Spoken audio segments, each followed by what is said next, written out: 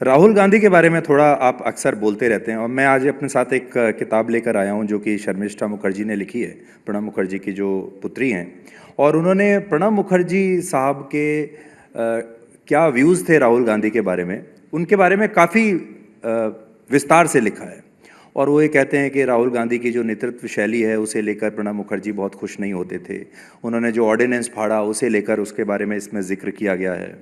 Am PM का उनको अंदाज़ा नहीं था और वो कहते थे कि अगर ये नहीं है तो पीएम वो कैसे चलाएंगे।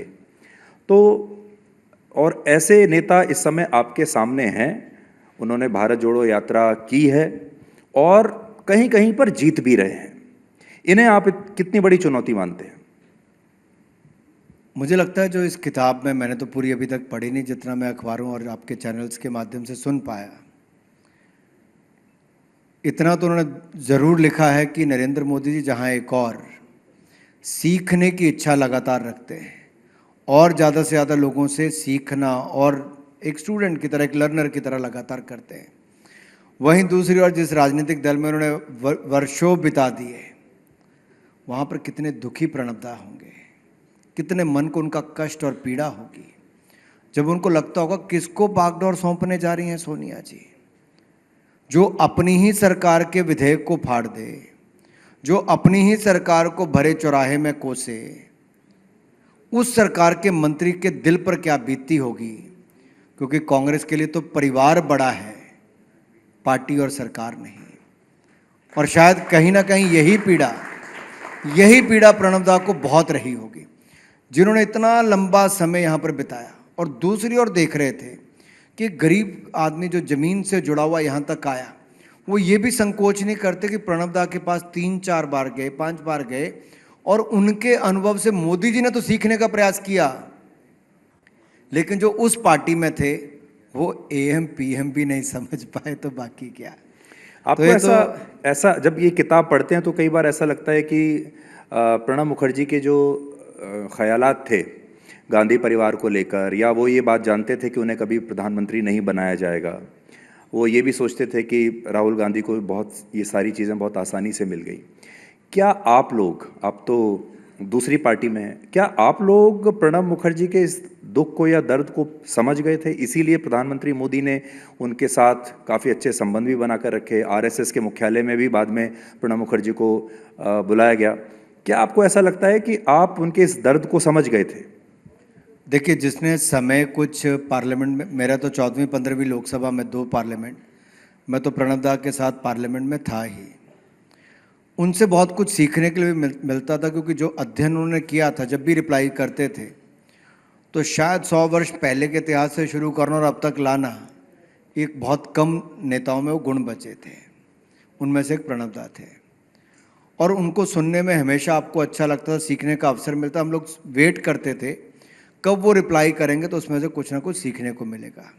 जब वो राष्ट्रपति बने तब भी मैं 3 बार उनसे मिलने गया, अलग अलग समय पे। एक बार हम कुछ सांसदों ने मिलकर किताब लिखी थी, उसको लेकर गए थे। तो मैंने प्रणबदा से पूछा कि आप सबसे ज़्यादा मिस क्या करते हो? मैंने कहा मैं पार्लियामेंट मिस करता हूँ। कहीं ना कहीं राष्ट्रपति भवन में आकर वो अपने आप को, जो प्रणबदा की शख्सियत थी, अपनी बात को बेबाकी से कहना, अपने अनुभव को कहना, या on the floor of the house जो जिस तरह के उत्तर देते थे, वो उनको वो अवसर शायद वापस नहीं मिल पा रहे थे। दूसरा, उन्होंने नाम तो नहीं लिया कभी राहुल जी का, मैं देखिए मैं झूठ नहीं कहूँगा, लेकिन कभी नाम नहीं लिया, लेकिन उनको एक दर्द जरूर होता था कि कुछ लोग हवा में ही नेतागिरी कर रहे हैं, ज़मीन पे काम नहीं कर पा रहे, देश के लिए अच्छा नहीं है। अब उनका इशारा किस और था मुझे पता नहीं, लेकिन उनको इस बात का कष्ट होता था कि पार्टियां और बड़े राजनीतिक दल ऐसे चल नहीं सकते। इसमें यह भी लिखा है कि जब उन्हें भारत रत्न दिया, आप ही की सरकार ने दिया, उस समय गांधी परिवार खुश नहीं था और वो इस बात को लेकर दुखी भी थे। क्या कभी ऐसा कुछ उन्होंने आपसे शेयर किया? क्योंकि आपने जब पुरस्कार की बात उन्हें बताई होगी, कम्युनिकेट की होगी, तो बहुत सारी बातें हुई होंगी, प्रधानमंत्री ने उनसे बात की होगी। मुझे कभी ऐसी बात नहीं बताई, लेकिन देश को तो पता है कि एक अवसर था इंदिरा जी की हत्या के बाद जब प्रणबदा प्रधानमंत्री बन सकते थे। एक अवसर 2004 में फिर था जब वो बन सकते थे, लेकिन अनुभवी और प्रतिभाशाली व्यक्तियों की कदर शायद कांग्रेस में कभी थी ही नहीं। शायद ये लगता था कि ये इस मुकाम पर आएंगे, इस पद पर आएंगे तो असहाय एक परिवार महसूस करेगा। वो पार्टी को मजबूती देने की बजाय वो परिवार की ओर चिंतित थे। वो सरकार को सही चलाने की बजाय एक परिवार की तरफ ज़्यादा चिंतित थे। शायद रिमोट कंट्रोल अपने हाथ में एक परिवार रखना चाहता था, इसीलिए प्रणब दा को कभी उस कुर्सी तक नहीं पहुंचने दिया। और देश ने क्या खोया उसका एक नुकसान मैं बताता हूं। 2004 से 14 तक एक अर्थशास्त्री प्रधानमंत्री होने के बावजूद अगर आप 2013-14 तक भी जाती सरकार को भी गिनोगे तो महंगाई दर 13-14% रही, एवरेज 12% तक रही इकोनॉमिस्ट होने के बावजूद। और दूसरा, निर्णय करने की क्षमता नहीं होना, क्योंकि रिमोट कंट्रोल कहीं और था। जितने घोटाले हुए आपके नाक के तले हुए, इसका मतलब आप निर्णय ही नहीं कर पा रहे थे। प्रणब दा होते तो शायद वो उस समय कोई गंभीर कदम उठाते जो 10 साल तक देखने को नहीं मिला। ये आपने जो बोला है, और जिसने अपनी ही सरकार में बगिंग की बात कही हो, सर्विलेंस की बात कही हो, और इतने बड़े नॉर्थ ब्लॉक के दफ्तर में होकर ये आरोप लगाना, ये छोटी घटना नहीं है। इसका मतलब विश्वास कभी ना गांधी परिवार पर था और न कभी गांधी परिवार का विश्वास प्रणब दा पर था। आप 3 राज्य जीते, लेकिन कांग्रेस आपके ऊपर आरोप लगाती है कि आपने ईवीएम में सेटिंग की हुई है, इसलिए वोट तो कहीं और पड़ता है लेकिन वो आपके खाते में आता चला जाता है। कमलनाथ भी बड़े हैरान हैं, बाकी जो अशोक गहलोत हैं वो भी बड़े हैरान हैं कि ये हुआ क्या। तो क्या वंस फॉर ऑल आप बताइए कि ये ईवीएम में सेटिंग का जो आपके ऊपर आरोप लगता है, क्या ये आपकी जीत का जो मजा है उसको भी थोड़ा किरकिरा कर देता है?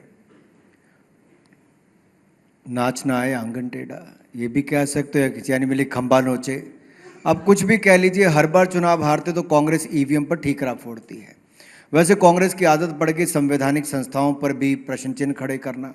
सुप्रीम कोर्ट हो, कोई वर्डिक्ट आए तो उस पर प्रश्न चिन्ह खड़ा, चुनाव हार जाएं तो ईवीएम या इलेक्शन कमीशन पर प्रश्न चिन्ह खड़ा करना, अगर रेड में 353 करोड़ पकड़े जाएं तो ईडी सीबीआई पर प्रश्न चिन्ह खड़ा करना। कांग्रेस जो 60 साल सत्ता में रही उसको ही संवैधानिक संस्थाओं पर और देश के सिस्टम पर विश्वास नहीं। इससे बड़ा दुर्भाग्य क्या होगा? अगर आप तेलंगाना में जीतते हो तो ईवीएम ठीक है, आप मध्य प्रदेश, छत्तीसगढ़, राजस्थान हार जाओ तो ईवीएम खराब है। वो कहते हैं कि तेलंगाना में तो आपके स्टेक्स देवर सो लो कि आपने कोशिश भी नहीं की होगी। अगर आप तेलंगाना में जीत जाते तो शक एकदम आपके ऊपर आ जाता। ऐसा नहीं है सुधीर जी, आप पिछले 5 साल का रिकॉर्ड निकालिए। 5 उपचुनाव हुए, 2 भारतीय जनता पार्टी जीती है। ग्रेटर हैदराबाद म्युनिसिपल कॉरपोरेशन के चुनाव हुए, हमने रिकॉर्ड जीत की।